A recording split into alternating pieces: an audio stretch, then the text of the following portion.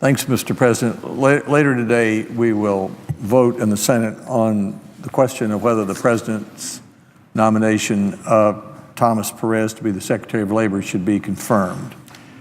I will vote no. I will vote against the confirmation of Mr. Perez. I do not believe he's the right man for this job. The Secretary of Labor has immense influence over the lives of workers and the conduct of business in today's economy. Employees, employers, unions must be able to trust that the Secretary will faithfully and impartially execute our nation's labor laws. At a time when official unemployment rate stands at 7.6%, meaning millions of Americans are looking for work and can't find it, at a time when there's a growing gap between our workers' skills and our employers' needs, we need serious leadership on labor policy. We need someone who understands how to create an environment in which the largest number of Americans can find good new jobs. We need leadership that is committed to working in the best interest of the country. Unfortunately, I don't believe Mr. Perez meets that standard. Mr. Perez's life story is one with many worthy accomplishments. With public service, devotion to representing disadvantaged individuals, I commend him for that. But he has demonstrated throughout his career that he's willing to, in his words, to push the envelope to advance his ideology. I believe there are three significant problems with Mr. Perez's nomination. Number one, in my view, his record raises troubling questions about his actions while at the Department of Justice and his candor in discussing his actions with this committee.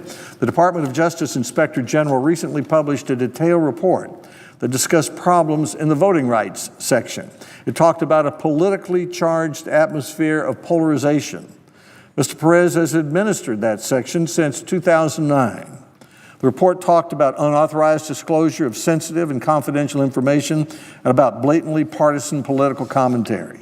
It specifically criticized the management of the department and Mr. Perez's actions while at the department.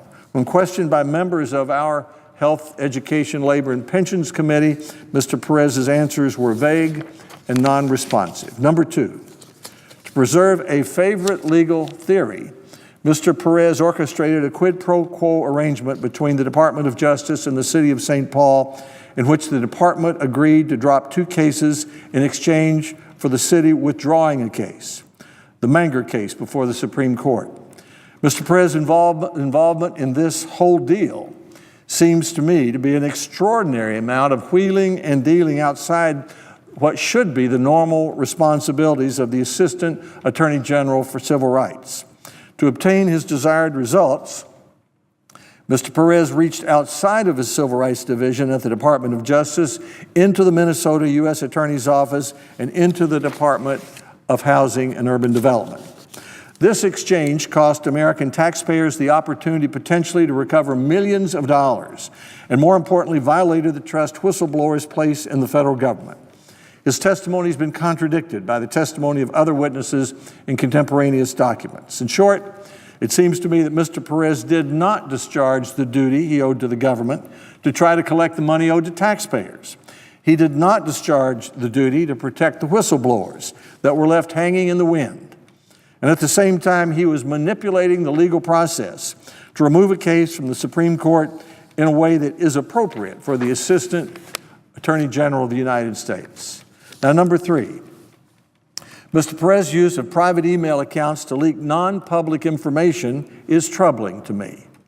Federal officials in this administration seem to have a penchant for this, for using private emails to conduct official business.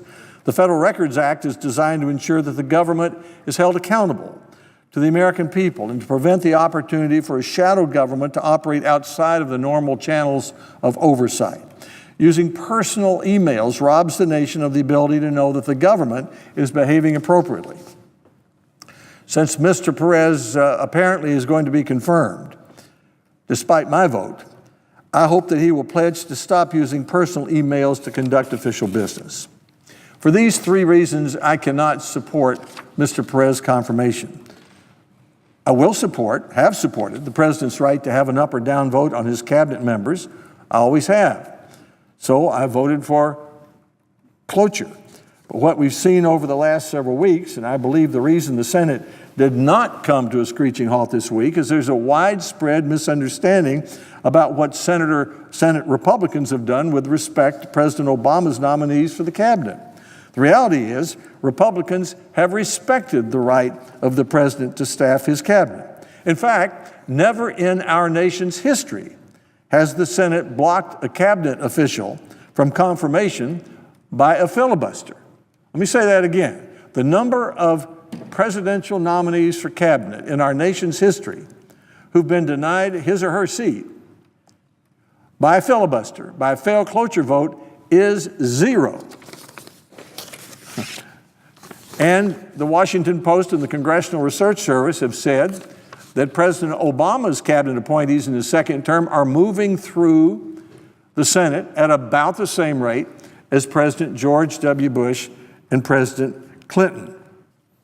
Now, senators on both sides of the aisle have a long history of using the constitutional authority for advice and consent to ask questions. We've done that in the Health, Education, Labor, and Pensions Committee with Mr. Perez for the last 120 days.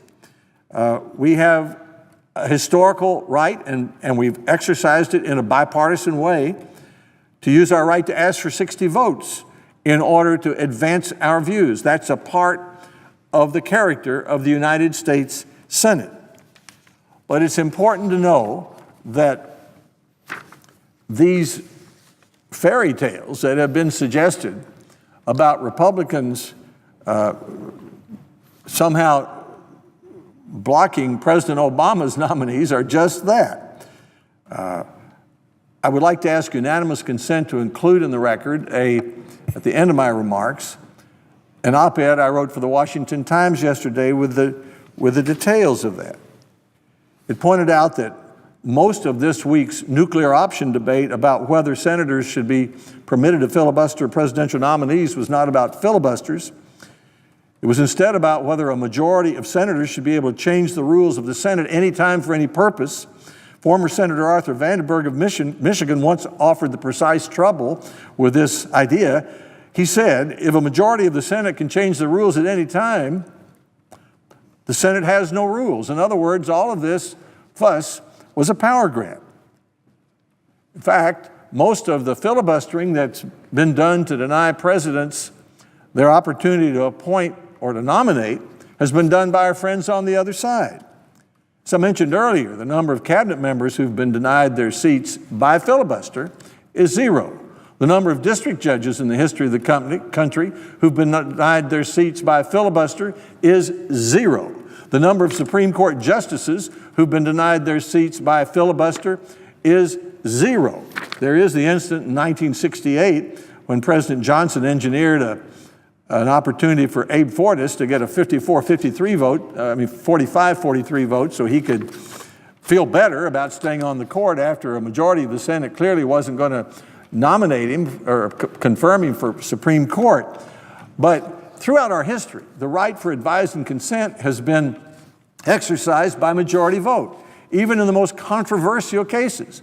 The vote on Clarence Thomas for Supreme Court was a majority vote. The vote denied Robert Bork an opportunity to go to the Supreme Court was a majority vote. While there never has been a Supreme Court nominee blocked by a filibuster, about a quarter of all the Supreme Court nominees have been blocked by majority vote.